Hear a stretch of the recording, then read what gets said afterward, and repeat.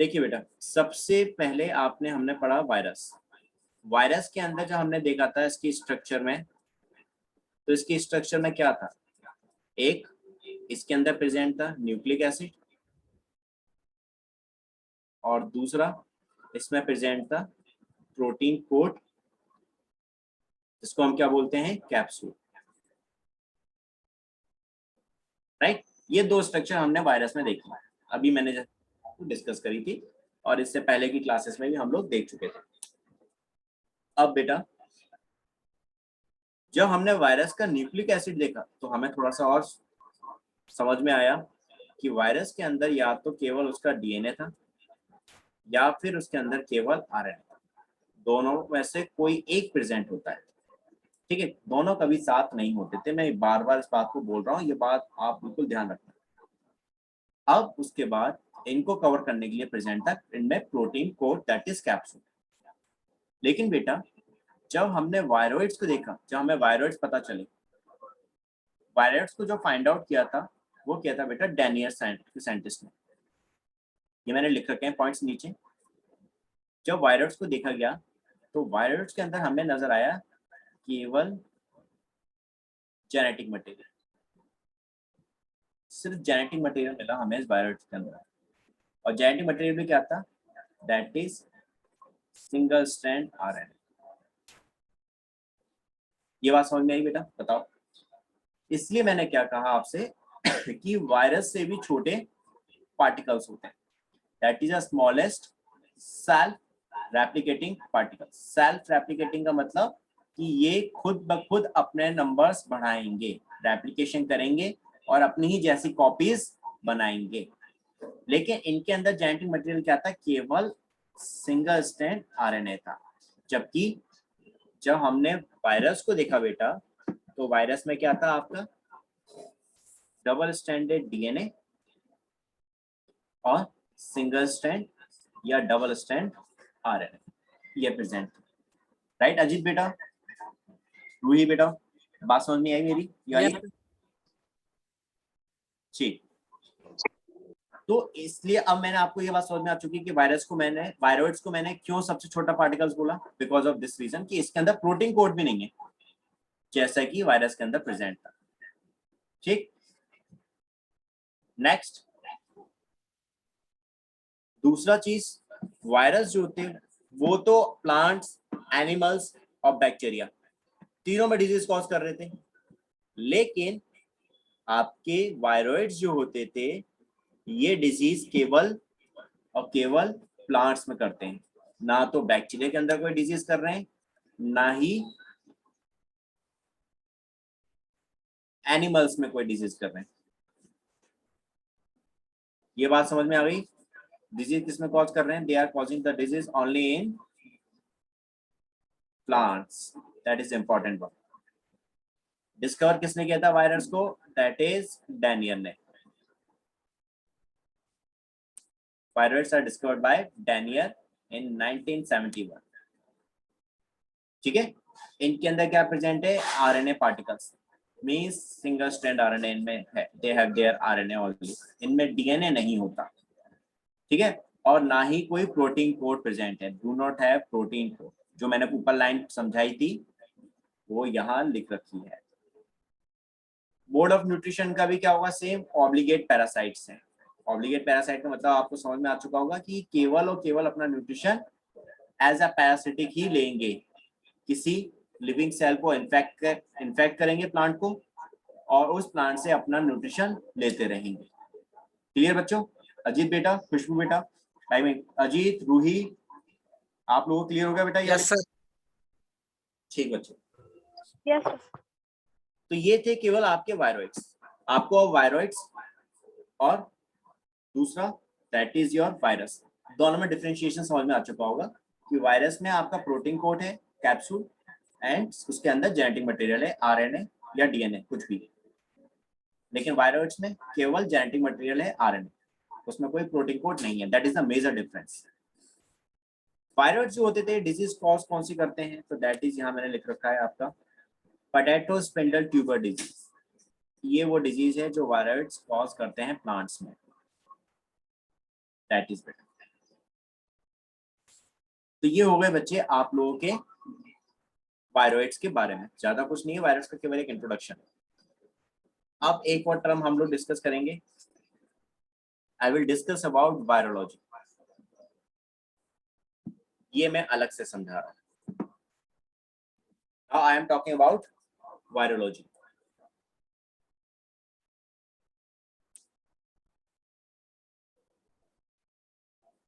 देखिए बेटा, वायरोलॉजी बहुत सिंपल है। जब हम वायरस की स्टडी कर रहे होते हैं ना, वायरस के बारे में बात करते हैं, तो then this is called your virology.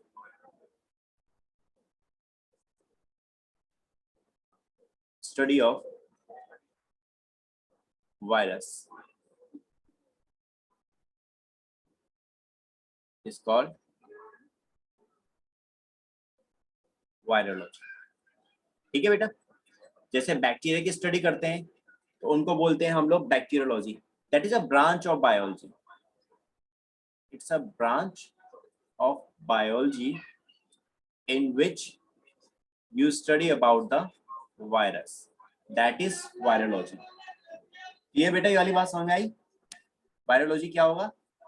जैसे बायोलॉजी की आपकी बुक होती है ना, अगर इजी वे में समझें, जैसे आपकी बायोलॉजी की बुक है जिसमें आप सारे के सारे लिविंग्स के बारे में बात कर रहे हो, लिविंग्स की स्टडी कर रहे हो, ऐसी जब केवल और केवल वायरस की स्टडी कर रहे होते हो तो that book is called your virology. उसको आप लोग वायरोलॉजी बोलते हैं। क्लियर बच्चे? Yes sir. ठीक, अब बात करते हैं इसी में नेक्स्ट, वायरस का मतलब क्या है। ये मैं कुछ अलग सी चीजें बता रहा हूँ, इनको आप लोग ध्यान रखना, नोट करके ये चीजें ध्यान रखना। वायरस का मतलब क्या होता है? दैट मीन्स बेटा वेनम और पॉइजनस फ्लूइड।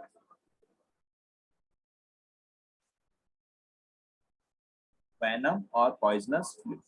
देखिए बेटा, एक बात बहुत इंपॉर्टेंट बता रहा हूँ, ध्यान रखना, ये चीज लिखने वाली बात नहीं है, ये ध्यान रखने वाली बात है। बैक्टीरिया जो होते हैं बेटा, वो हमारे लिए हार्मफुल भी हो सकते हैं और हमारे लिए यूजफुल भी हो सकते हैं। मतलब बैक्टीरिया से हमें डिजीज भी हो सकती है और बैक्टीरिया से हमें कई सारे फायदे भी होते हैं। जैसे कि फॉर एग्जांपल अगर हम टीबी बैक्टीरिया। रेजोबियम। हाँ बेटा, रेजोबियम नाम का सर जो बैक्टीरिया। एक सेकंड क्या बोल रहे हो? जैसे सर बोल रहे थे सर, पौधा में जैसे रेजोबियम नाम का बैक्टीरिया रहता है वही। हाँ हाँ हाँ, वो प्लांट्स के लिए फायदेमंद है, जैसे वो प्लांट्स को फायदा दे रहा है ना, ऐसे कुछ बैक्टीरिया हमें भी फायदा देते हैं। जैसे कि अगर यस हम सर। बात करें कर्ड की, दही की, तो दही के अंदर आपका लैक्टोबैसिलस होता है, तो ये बैक्टीरिया आपको फायदा दे रहा है। Yes sir. ठीक है, लेकिन अगर मैं आपसे टीबी की बात करूं, बैक्टीरिया है ट्यूबरक्लोसिस जो होता है, that is the name of disease, TB tuberculosis.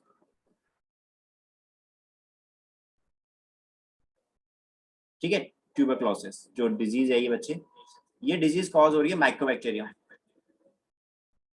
Mycobacterium tuberculosis, इस बैक्टीरिया से हो रही है। ये बैक्टीरिया आपको अगर आपकी बॉडी के अंदर आएगा तो आपको फायदा नहीं करेगा, अगर ये बॉडी के अंदर आ गया तो आपको टीबी कर देगा, यानी इस बैक्टीरिया से हमें नुकसान हो रहा है, दैट इज हार्मफुल, राइट, ये हमारे लिए हार्मफुल हो गया। और जैसे मैंने लैक्टोबैसिलस बताया, ये आपके दही में प्रेजेंट है, ठीक है, that is present in curd, तो ये हमारे लिए यूजफुल है। तो आपको दोनों चीजें समझ में आ रही होंगी कि कुछ बैक्टीरिया हमारे लिए हार्मफुल है तो कुछ बैक्टीरिया हमारे लिए यूजफुल भी है, यानी हमारे लिए दोनों तरह का रोल प्ले कर रहे हैं बैक्टीरिया। लेकिन बच्चों, वायरस या वायरॉइड्स, जब हम इनकी बात कर रहे होते हैं तो वायरस की स्पेशली बात कर रहा हूँ क्योंकि वो हमें इन्फेक्शन कॉज करता है, वायरॉइड्स नहीं करते। तो वायरस जो होते हैं बेटा, ये हमारे लिए नुकसानदायक ही हैं, that is always harmful for us. इससे हमें कोई फायदा नहीं हो रहा है वायरस से हमें नुकसान ही होगा। इसीलिए अब आपको इसका मतलब समझ में आ रहा होगा, वायरस का मतलब क्या दिया गया, वेनम। जहर आपके लिए हमेशा नुकसानदायक ही है, जहर कभी फायदा नहीं देता, राइट। तो इसीलिए सेम ऐसी वायरस भी आपके लिए क्या होंगे, हमेशा नुकसानदायक होंगे। बात समझ में आ गई बच्चों वाली? Yes sir. ठीक, गुड बेटा। तो ये दो चीजें आपको अलग से ध्यान रखनी है नोट में, वायरोलॉजी क्या होती है और वायरस का मतलब क्या है, ये मैंने आपको अलग से बताया है, ध्यान रखने वाली बात है, इस चीज को बिल्कुल भी भूलना मत। सो बेटा ये हो गए आपके वायरस एंड वायरॉइड्स। क्लियर? ये मैंने जो एग्जांपल दिए हैं ट्यूबरक्लोसिस और लैक्टोबैसिलस, ये अलग से हैं, ये बैक्टीरिया है। इनको वायरस में मत सोच लेना कि ये वायरस के एग्जांपल है। These are bacterial examples. ये फायदा भी कर रहे हैं और नुकसान भी कर रहे हैं, लेकिन वायरस हमेशा नुकसान ही करेगा। That is important. चलो बेटा अब बात करते हैं नेक्स्ट। हमने वायरस डिस्कस कर लिया, वायरॉइड्स डिस्कस कर लिए, अब आते हैं लाइकन्स पर।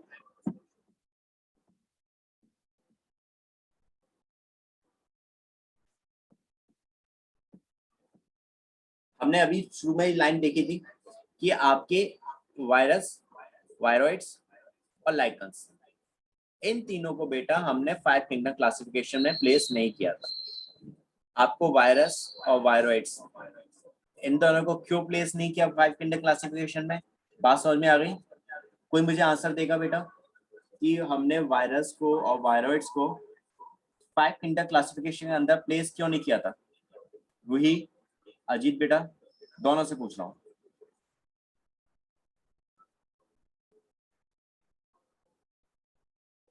सोच के बताओ, मैंने आंसर दे रखा है आप लोगों को। मैंने आपको पहले भी समझाया था, वायरस को और वायरस को हमने 5 किंगडम क्लासिफिकेशन में या 6 किंगडम क्लासिफिकेशन के अंदर प्लेस क्यों नहीं किया था? अजीत बेटा, यस सर। क्वेश्चन समझ में आया मेरा?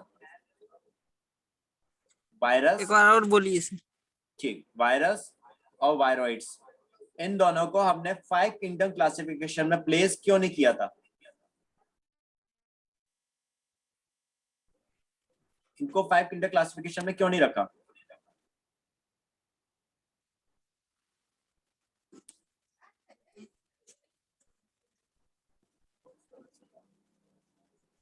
रूही बेटा, तुम्हें पता है क्योंकि तुम कल भी थे क्लास में, मैंने कल भी वाली बात बताई थी।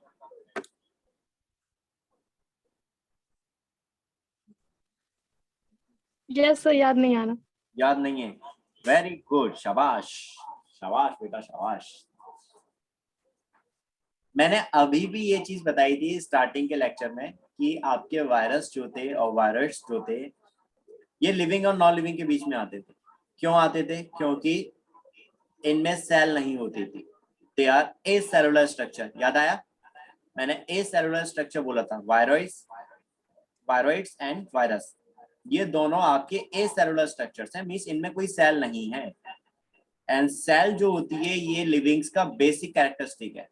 कोई भी लिविंग की बात करें, रूही बेटा तुम्हारी बात करें, अजीत तुम्हारी बात करें बेटा, मैं अपनी बात करूं, मैं प्लांट की बात करूं, यस। फंजाई की बात करूं, बैक्टीरिया की बात करूं, यानी किसी भी लिविंग की बात करूं, क्या वो सब सेल के बने होते हैं कि नहीं होते? ये बताओ, सेल के बने होते हैं कि नहीं? आप सेल के बने यस सर। हो ना? प्लांट भी सेल का बना है, यानी सारे लिविंग्स जो हैं वो सब सेल के यस बने। सर। सिर्फ वायरस ही ऐसा है और वायरॉइड्स ऐसे हैं जिनमें सेल ही नहीं है। उनमें तो केवल उनका जेनेटिक मटेरियल है, बार बार रिपीट कर रहा हूँ, और वायरस में प्रोटीन्स हैं, उसमें कैप्सूल, जबकि वायरॉइड्स के अंदर वो कैप्सूल भी नहीं है। वहां तो सिर्फ और सिर्फ आपको एक जेनेटिक मटेरियल मिलेगा, आरएनए। तो इस रीजन की वजह आरएनए। से हमने इनको 5 किंगडम क्लासिफिकेशन में नहीं रखा था। रूही, समझ में आ गया बच्चे?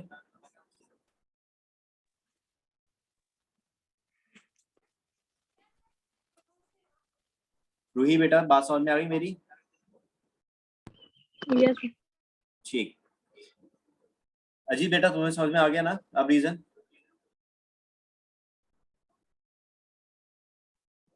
अब हमने बात करी लाइकन्स की, भाई लाइकन को भी हमने 5 किंगडम क्लासिफिकेशन में नहीं रखा था। क्यों नहीं रखा था? तो कल हमने बताया था लाइकन्स क्या है एक्चुअल में। That is a association between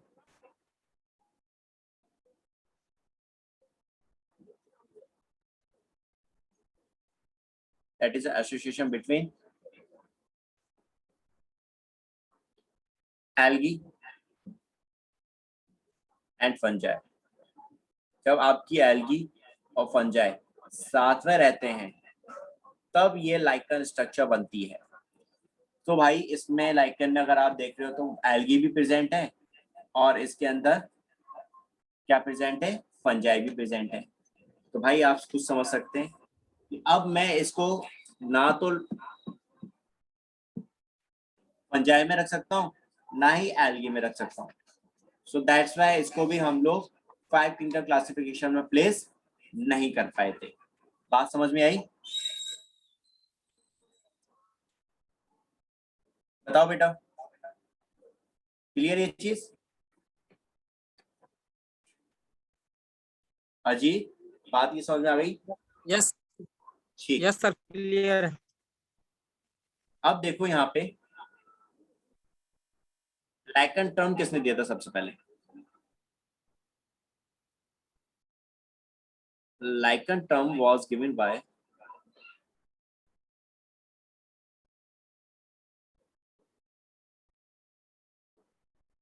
Theophrastus.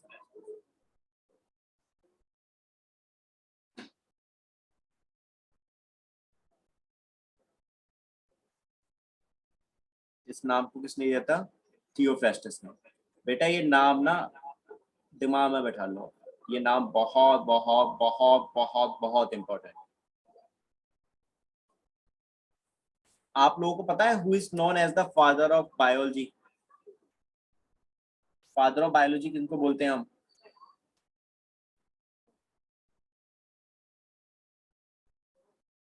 हाँ बेटा,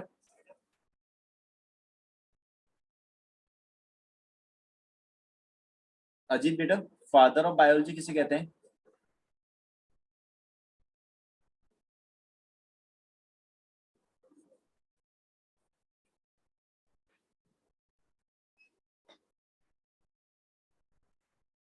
who is known as father of biology? Ajit, मेरी आवाज आ रही है बच्चे? कैन यू लिसन मी?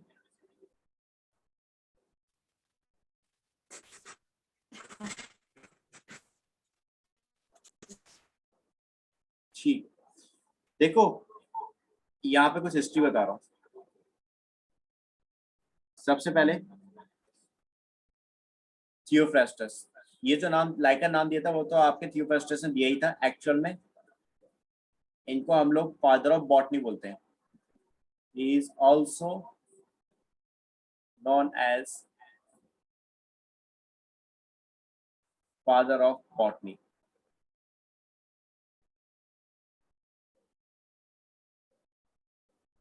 ये नाम भी ध्यान रखना।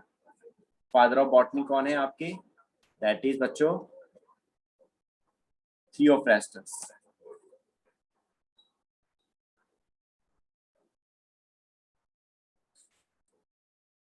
ठीक है, देखो एक चीज ध्यान रखना, अलग से नोट करके एक बात है, आप बायो जो पढ़ते हो ये बायोलॉजी के फादर जो कहे जाते हैं, फादर ऑफ बायोलॉजी लिविंग जिसमें हम स्टडी कर रहे हैं,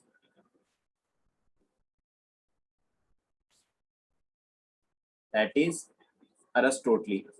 अरस्तु भी बोलते हैं, ये नाम शायद आपने सुना हो। अरस्टोटली जो थे, he is the father of biology. इस बायोलॉजी को बेटा हमने दो भाग में डिवाइड किया।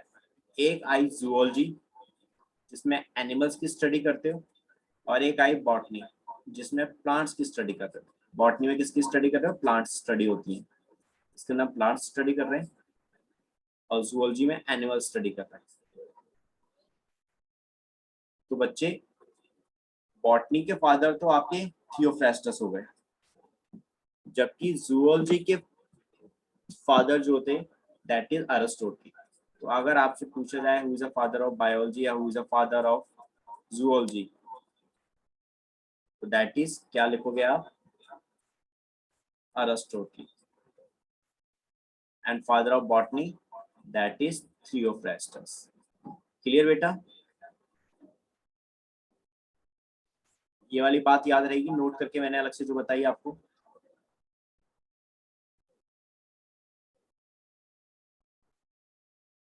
ये नोट करके अलग से है। बताओ बच्चे, अजीत बेटा ये वाली बात याद रहेगी?